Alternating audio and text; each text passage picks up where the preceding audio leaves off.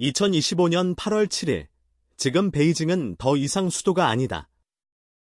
재난의 상징이자 절망의 도시로 남았다. 한때 2200만 인구가 북적이던 이 메가시티는 이제 수천만 개의 비명으로 뒤덮였다. 도시 전체가 붕괴 직전이다. 그러나 시민들의 절박한 외침에도 중국 정부는 여전히 침묵하고 있다. 그들은 살아있는 이들을 버렸고 죽은 자들에게조차 책임을 회피하고 있다. 이건 단순한 자연재해가 아니다. 이것은 분명한 천벌이다. 그리고 하늘은 이번엔 그 진노를 베이징 한복판에 떨어뜨렸다. 도시는 점차 젖어갔고 강수량은 기하급수적으로 치솟았다. 불과 6시간 만에 일부 지역은 200mm를 넘는 강우량을 기록했다. 베이징이 연간 평균 강수량 600mm를 기록하는 도시라는 사실을 떠올리면 이것은 전례 없는 규모였다. 도시가 마치 거대한 물탱크처럼 비를 머금기 시작했고 배수 시스템은 한계에 도달했다. 하수관은 역류했고 도심 곳곳의 도로는 물에 잠겼다. 이건 단순한 침수가 아니었다. 도시 전체가 마비되기 시작한 순간이었다. 가장 먼저 무너진 것은 베이징 외곽의 산악 지역들이었다. 미윙구, 화이러우구, 옌칭구 등 북쪽 산지 인접 지역에서는 급류가 마을을 삼켰다. 고지대에서 흘러내린 폭우는 시냇물을 범람하게 만들었고 그 시냇물은 곧바로 마을을 핥히는 흉기가 되었다. 일부 마을은 지도에서 사라졌다. 건물들은 기초부터 뽑혔고 전봇대는 무너졌으며 도로는 끊겼다. 무엇보다도 그 안에 살던 사람들은 피할 시간조차 없었다. 이번 사태에서 가장 충격적인 장면 중 하나는 바로 미윈의 한마을이었다. 비가 쏟아진 지 불과 3시간 만에 수위는 허리까지 차올랐고 이후 30분도 되지 않아 머리 위까지 물이 찼다. 사람들이 창밖이 바다 같아요 라고 말할 정도로 모든 것이 물에 잠겼다. 도로는 사라졌고 자동차들은 둥둥 떠다녔으며 집안에 있던 가전제품과 가구들이 파도처럼 몰려다녔다. 인간이 만들어낸 문명이 자연 앞에 얼마나 무력한지를 적나라하게 보여주는 장면이었다. 베이징이라는 도시는 원래부터 재난에 취약한 구조를 안고 있었다.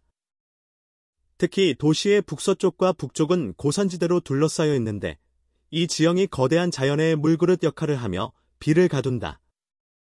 한번 갇힌 수증기와 비구름은 그곳에서 머물며 끊임없이 비를 뿌린다. 이런 이유로 베이징은 평지 같아 보여도 빗물의 무덤이라고 불린다. 그 구조적 취약성은 이번 사태에서 더욱 극명히 드러났다. 그런데 문제는 왜 이번 비가 이토록 극단적인 형태로 쏟아졌느냐는 것이다. 이는 단지 운이 나쁜 폭우가 아니었다. 기후변화와 도시 개발, 그리고 인간의 탐욕이 결합된 결과였다. 최근 몇 년간 북경 주변의 산림이 무분별하게 제거되었고 산지엔 고급 리조트와 산업시설들이 들어섰다. 물을 머금고 흡수하던 숲은 사라졌고 대신 그 자리에 콘크리트가 들어섰다. 흙이 사라진 곳엔 물이 빠질 틈이 없다. 이번 폭우는 단지 하늘의 책임이 아니었다. 인간이 만든 파괴의 순환이었다. 게다가 중국은 올해 7월 말 2025년 첫 번째 공식 홍수가 발생했다고 공표했다. 특히 베이징이 포함된 하이어, 강 유역의 완어강은 이미 범람 직전이었다. 강수량은 치솟고 댐은 넘쳐났으며 수위는 경고선을 넘었다. 베이징은 마치 대형 호수의 중심에 떠있는 섬처럼 사방이 물로 둘러싸인 채 고립되었다. 44명, 이것이 현재까지 집계된 사망자 수다. 실종자는 최소 9명이다. 하지만 이는 단지 통계일 뿐이다. 실제로는 수많은 이들이 발견조차 되지 못했고 실종자 명단에조차 오르지 못한 채 물 아래 잠겨 있다. 이 도시에서 죽음조차 기록되지 않는 현실이 존재하고 있다. 베이징은 지금 살아있는 폐허다. 도시는 여전히 존재하지만 그 안의 생명은 무너지고 있다. 이 홍수는 단순한 기후 현상이 아니라 한 체제의 붕괴, 인간의 교만, 그리고 시스템 부재가 낳은 재앙의 총합이었다. 더욱 충격적인 것은 중국 정부의 대응이었다. 구조는 더뎠고 정보는 통제되었으며 진실은 가려졌다.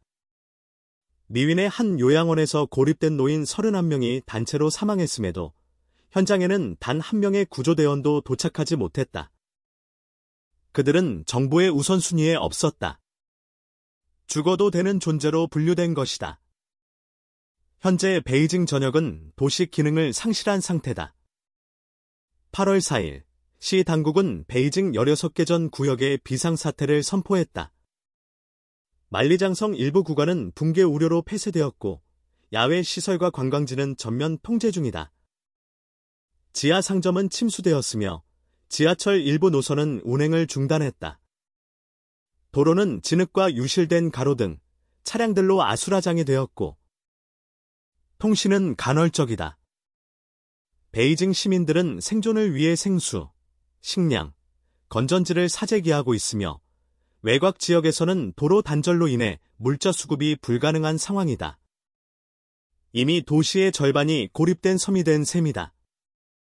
기상청은 분명히 경고했다.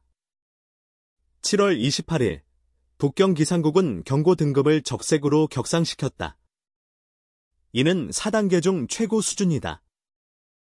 200mm 이상의 폭우가 6시간 안에 쏟아질 수 있다고 했고 산사태와 홍수, 급류 모두에 대비하라고 당부했다. 하지만 그 누구도 진지하게 받아들이지 않았다. 왜일까? 관료주의 때문이다. 중국의 재난 대응 시스템은 정치적 책임 회피로 작동한다. 문제를 미리 드러내는 것은 책임의 인정이 되고 책임은 처벌로 이어진다. 그래서 그들은 침묵한다. 기상청이 올린 경종은 무시되었고 그 대가는 44명의 목숨과 수천 가구의 붕괴로 되돌아왔다. 특히 미윈군은 이번 재난의 상징이 되었다. 폭우가 쏟아진 후 단 3시간 만에 수위는 허리까지 차올랐고 이후 단 20분 만에 1.5m를 넘겼다. 한 요양원은 통째로 물에 잠겼고 고령자들은 휠체어를 타고 도망칠 수도 없었다.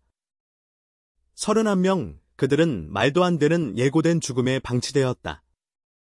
당시 구조 요청은 이미 전달되었지만 담당 공무원은 우선순위가 아니다는 이유로 파견을 지연시켰다.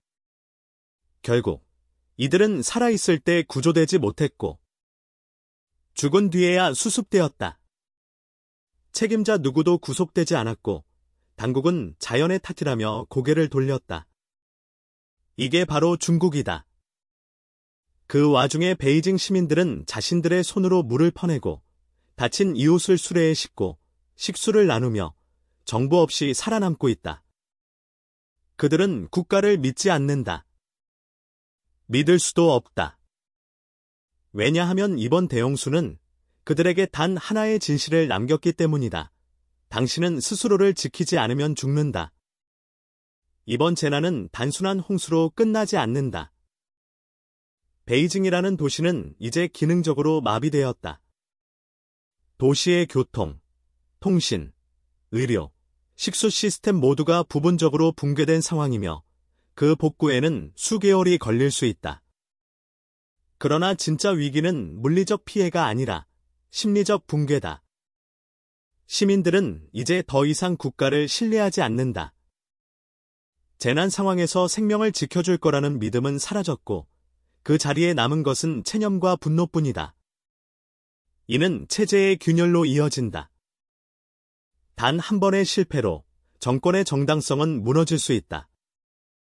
그리고 그 전조는 지금 이 베이징에서 시작되고 있다. 과연 베이징은 다시 일어설 수 있을까? 아니, 더 정확한 질문은 이것이다. 베이징은 정말 다시 일어서야 할까? 시스템은 썩었고, 지도자는 부재했으며, 시민들은 배신당했다. 이 도시가 다시 서기 위해선 단순한 복구가 아니라 혁명이 필요하다. 그렇지 않으면 다음 천벌은 더 강하고 더 무자비할 것이다. 끝까지 시청해주셔서 감사합니다.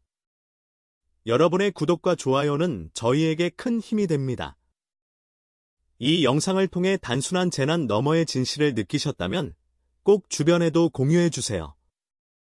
그리고 중국의 진실을 끝까지 밝혀내는 데 함께해주세요. 다음 영상에서 뵙겠습니다.